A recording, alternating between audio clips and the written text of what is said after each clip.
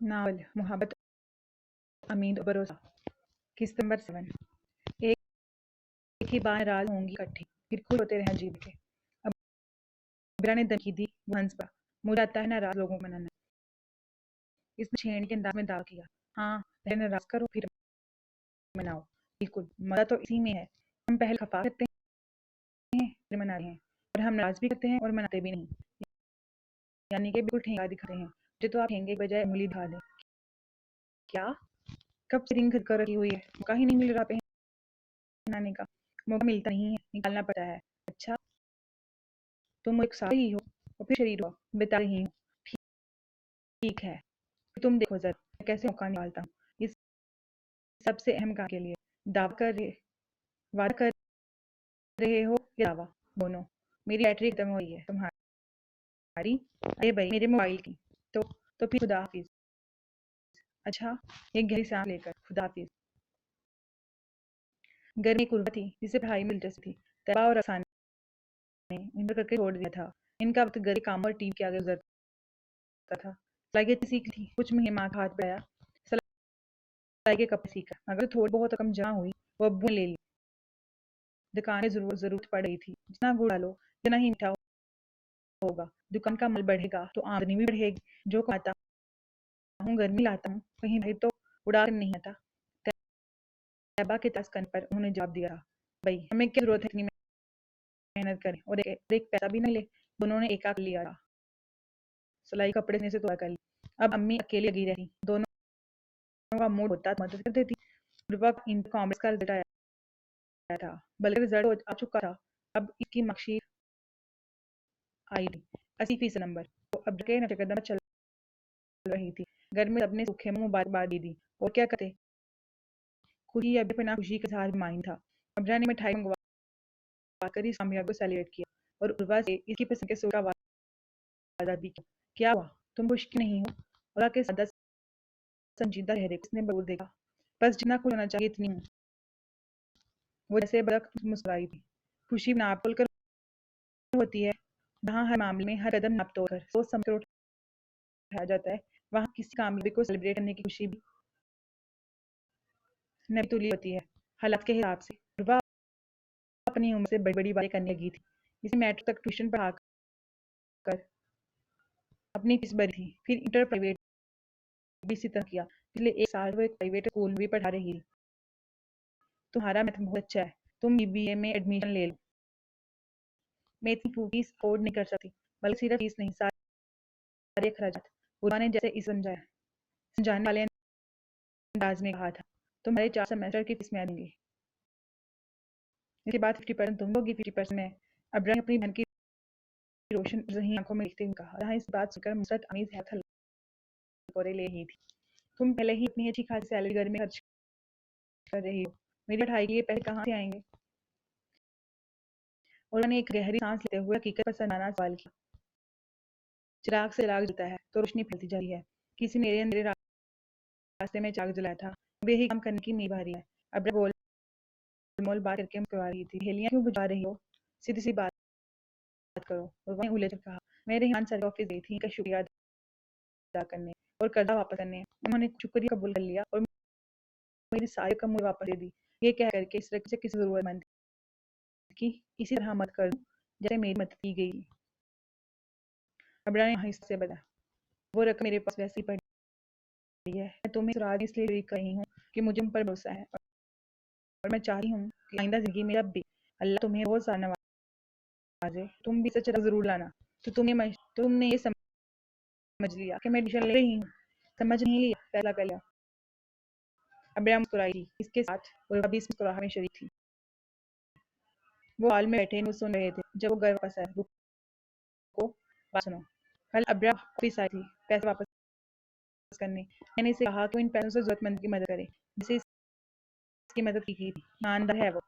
پیسے واپس کرنے کا جو وقت اس نے لیا تھا، اس تاریخ پر وہ پیسے واپس کرنے آئی تھی۔ چوائس اچھی ہے تمہاری، میں نے آپ کو پہلے ہی کہا تھا کہ وہ بہت ایماندار ہے، وہ رقم ضرور واپس کرنے گی، مگر آپ کو یقین نہیں تھا۔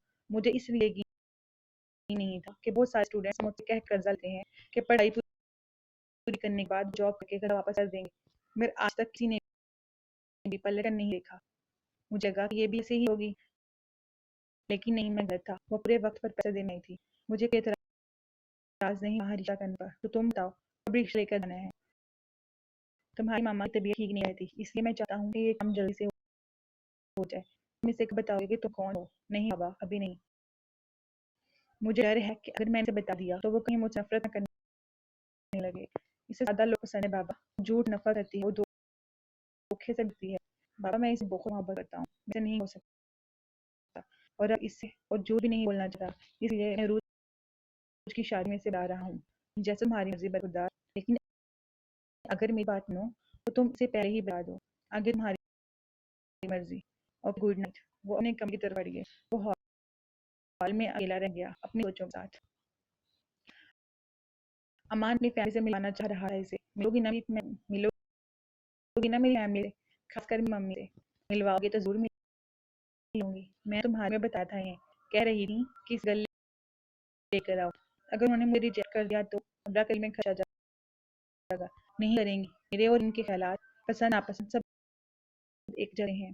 جب بیٹے نے تمہیں سلیکٹ کر لیا تو ان کے منہ سے بھی ہاں ہی نکلے گا۔ نہ کو تو سال ہی پتا نہیں ہوا۔ تم اپنی طرف کی بتاؤ، تمہارے یہاں تو کسی کو اعتراض نہیں ہوگا؟ نہیں، اب نے کچھ سوچتے ہوئے کہا۔ اس نے امی کو امن کے بارے میں بتایا۔ وہ خوش ہوئی تھی سن کر۔ اب کسی اور سے ذکر مت کرنا۔ کسی اور؟ ہاں، اپنی بہنوں سے، باپ سے یا نانی کے گھر میں، مانی وغیرہ سے۔ کسی کے آگے بھی زبان مت کھولنا۔ انہوں نے سختی سے تنبیہ کی۔ کیوں؟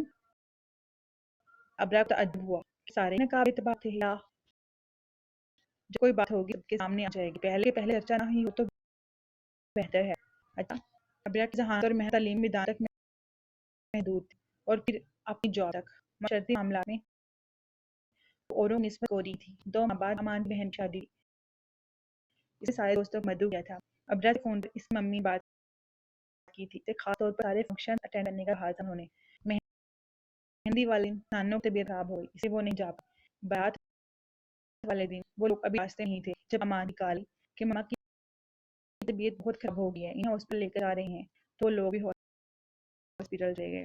ابرا اور اس کی فیملی جب ہاسپٹل پہنچی تو امان کی ماما کو آئی سی یو میں لے جایا گیا تھا۔ ان کی حالت بہت زیادہ سیریس تھی۔ ڈاکٹرز نے دعا کرنے کو کہا جا۔ 2 گھنٹے انتظار کے بعد ڈاکٹرز نے بتایا کہ پیشنٹ کو ہوش آ گیا ہے۔ وہ آن اور ابرا سے ملنا چاہتی تھی۔ جب امان اور ابرا ان کے پاس آئی سی یو میں گئے تو انہوں نے ان دونوں سے ایک بات کہی کہ میری زندگی کا کوئی بھروسہ نہیں۔ امان میرا اکلوتا بیٹا ہے، میں چاہتی ہوں کہ میں اپنی زندگی میں ہی اپنے بیٹے کی خوشیاں دیکھوں۔ ابرا، تم اب میرے بیٹے سے نکاح کرو گی؟ لیکن انکار مت کرنا، یہ ماں کی التجا ہے تم سے کہ وہ مرنے سے پہلے اپنے بیٹے کی خوشیاں دیکھنا چاہتے ہیں، اور میں جانتی ہوں میرے بیٹے کی خوشیاں تم سے ہیں۔ ابرا نے کہا، آنٹی آپ میری ماما سے بات کر لیں، اگر وہ راضی ہوئی تو میں یہ نکاح کرنے کے لیے تیار ہوں۔ ابرا کی بات سن کر انہوں نے امان کی طرف دیکھا۔ وہ دونوں آئی سی یو سے باہر آ گئے اور ابرا کی ماما کو ساری بات بتائی۔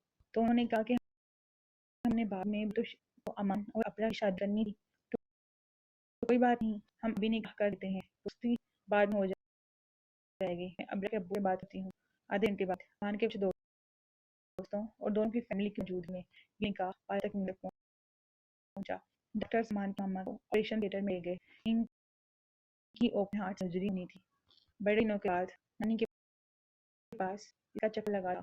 وہ اسے دیکھ کے ہی نہال ہو گئی۔ کتنی کمزور ہو گئی ہے یہ بچی، اپنے کھانے پینے کا خیال نہیں رکھتی۔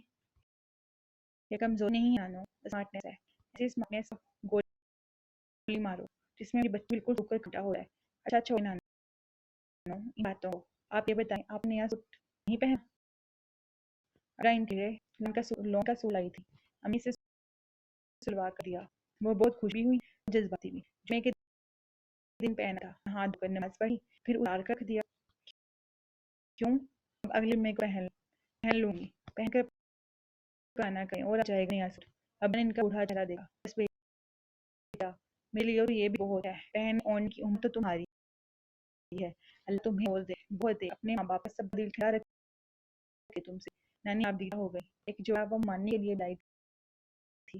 نانی نے پہلے سن کر خاموشی اختیار کی، پھر کچھ دیر بعد بولی، ابنا کنبا ماشاءاللہ بہت ہے، کیا ضرورت ہے مہینہ کو جڑا دینے کی؟ کوئی غریب تھوڑی ہے، اپنے لیے اپنی لڑکیوں کے لیے نئے جوڑے لائی تھی. اسے خیال نہ آیا کہ ابرا میری بیٹی ہے, کس کے بھی لے لوں. ابرا کے چہرے پہ ایک سایہ سا گزرا, شاید ملالہ یا پھر دکھا, پھر نارمل ہو گئی, یا شاید نظر آنے کی کوشش کرنے لگی. چھوڑے ان سب باتوں کو, اب یہ بتائیں چھوٹی خالہ کیسی ہیں, کب آئی تھی ملنے. اس نے موضوع بدلا. ہاں پرسوں آئی تھی, ذرا دیر کو, پھر چلی گئی. روکا تھا مگر رکی نہیں. میاں کے ناشتے کھانے کی فکر تھی کہ کون دے گا. اچھا بیٹا تم بتاؤ, تمہارے دوست کی امی کی طبیعت کیسی ہے اب؟ اللہ کا شکر ہے نانو, پہلے سے کچھ بہتر ہے, ابھی ہاسپٹل میں ہی ہے. چلو اللہ کا شکر. ابرا نانی سے مل کر ماموں کے پورشن میں آئی تو وہاں ادھم مچا ہوا تھا. ثاقب اسکول والوں کے ساتھ پکنک پر جا رہا تھا. 1,000 روپے ہر بچے سے لی جا رہے تھے. ثاقب بڑی تھک کے پکنک پر جایا. تمہارا باپ نوٹوں کی گدیاں لا کر نہیں دیتا مجھے, جو ہزار ہزار کے نوٹ لٹاتی رہوں. مانی نے صاف انکار کر دیا. بھابھی آپ بول دینا امی بھیج دیں مجھے پکنک پہ. 1,000 کی تو بات ہے صرف. ابرا کو دیکھ کر اس نے بل بلا کر دہائی دی. تمہاری اپی ماتی ہے, اس لیے 1,000 صرف ہوں گے. میں 2 دانتوں سے پکڑ پکڑ پیسہ خرچ کرتی ہوں, تب کہیں جا کر مہینہ پورا ہو جاتا ہے. امی وہ چیخا. بس خبردار, اب آگے سے ایک لفظ بھی کہا. وہ ڈپٹ کر بولی.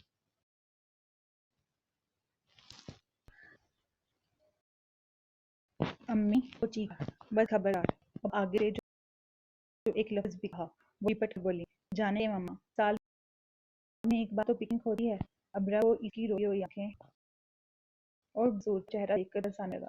تم دے پیسے تو دے دوں گی, میرے پاس تو نہیں ہے اتنی رقم. کل دوسرے بچے بھی کھڑے ہو جائیں گے 1,000 1,500 لیے, میں کہاں سے سب کو دیتی پھروں گی. ممانی نے ٹھیکا سا جواب دے کر گیند اسی کے کوٹ میں ڈال دی. جو بولیے سکون کھولے. ابھی تو میرا ہاتھ کافی تنگ ہے, شاپنگ میں اچھی خاصی رقم اٹھ گئی. ابرا نے ایک پھیکی مسکراہٹ کے ساتھ جواب دیا. ایسی بہن ہو, اپنے بھائی کی چھوٹی سی خواہش نہیں پوری کر سکتی. تم تو کماتی ہو, یہ کنجوسی کیوں؟ ممانی ادھار رکھنے کی قائل بالکل نہیں تھی. منہ پر ہی بول دیتی, کسی کو برا لگے یا اچھا. کنجوس تو خیر میں نہیں ہوں, جہاں خرچ کرنا ہو وہاں کرتی ہوں. ابرا نے ماتھے پر بل ڈالے بغیر شان سے جواب دیا.